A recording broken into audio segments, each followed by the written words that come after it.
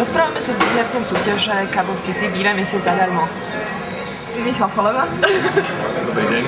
Som študentom 4. ročníka na fakulte informatiky a momentálne bývam v podnájme v Dubravke. O súťaži som sa dozvedel z portálu AZ.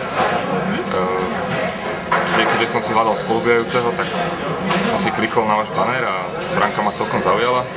Pridal som inzerát a bolo. A aký bol výsledok hľadania?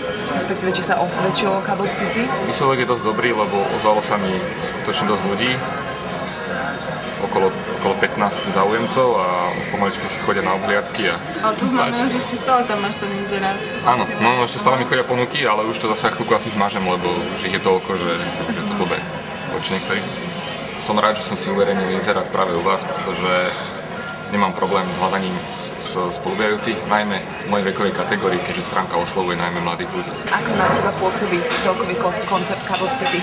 Takže ako som spomenul, ozývajú sa väčšinou mladí ľudia, takže je dosť možné, že aj pre iných, ako je pre mňa, to pôsobí dizajnovo, moderne, mlado a najmä príťažlivo.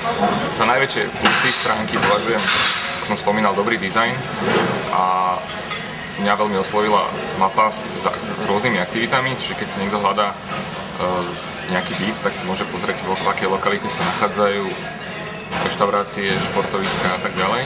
Takže myslíš si, že je to skôr plus? No, určite je to plus. Keď si niekto hľadá podnájom napríklad, ja neviem, v Petržalke, tak si pozrie, že či v blízkosti je, ja neviem, plaváreň alebo kaviareň. Určite nechceš bývať na koniec sveta, tak si aspoň hneď si pozrieť, čo sa tam nachádza. Myslím, že Cup of City má určitú budúcnosť medzi realitnými portálmi, lebo realitné portály sú väčšinou nudné a jednostranné a Cup of City ponúka iné možnosti ako nejaké realitné inzeráty. Takže počítaš s tým, že budeš i naďalej využívať tento portál? Keď to bude nielen hľadanie bytu aktuálne, tak určite ako minimálne tá mapa mesta je fajn a pozrieť si aktuálne ponuky bytov.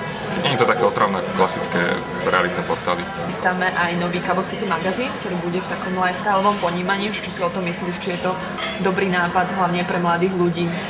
Tak určite je to odreagovanie sa od klasických realitných ponúk. Človek si prečíta nejaké zaujímavé dizajnové riešenia, alebo neviem, čo tam budete uverejňovať. A získa prehľad o modernom štýle bývania a tak ďalej, takže určite to pomôže.